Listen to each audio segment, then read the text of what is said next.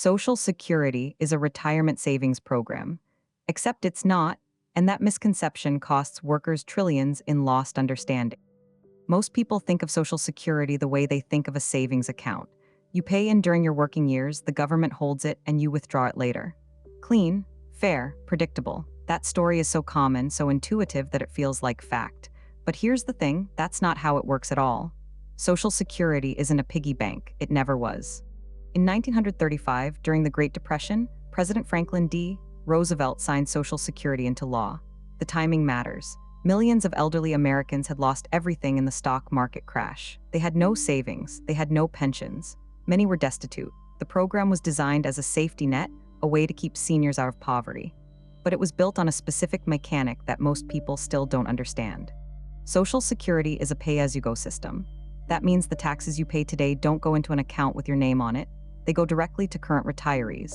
Your paycheck comes in 4% gets deducted for Social Security, and within weeks, that money is distributed to people already retired. You're not saving for yourself. You're funding your parents' and grandparents' checks. And when you retire, the next generation funds yours. This is why the system was sustainable in 1935. Back then, there were roughly 16 workers for every retiree. The math was easy.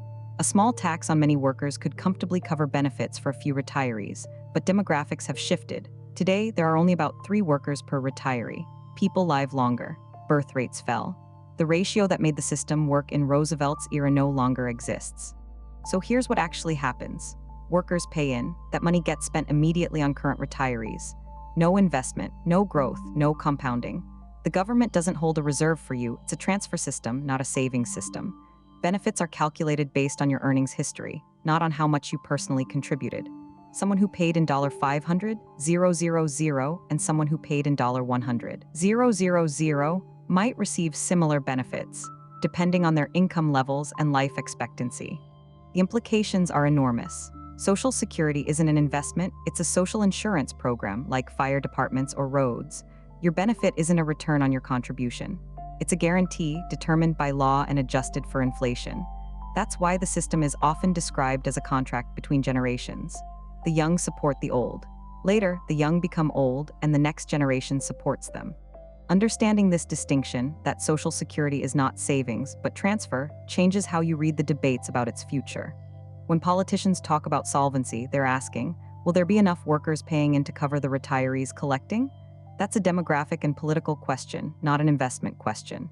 The system's health depends on birth rates, immigration, retirement age, and tax rates. It's not about market returns or portfolio performance. So the next time you see your Social Security statement, remember what it actually represents. It's not a personal savings account growing in some vault. It's a claim on future workers' earnings, backed by law and by the principle that every generation supports the one before it. That's how it worked in 1935. That's how it works today. And understanding that mechanism, not the myth, is where real financial literacy begins. This video is for educational and informational purposes only and is not financial advice. Always do your own research. Subscribe for weekly breakdowns of how financial systems actually work, not how they're advertised to work. This video is for educational and informational purposes only and is not financial advice. Always do your own research.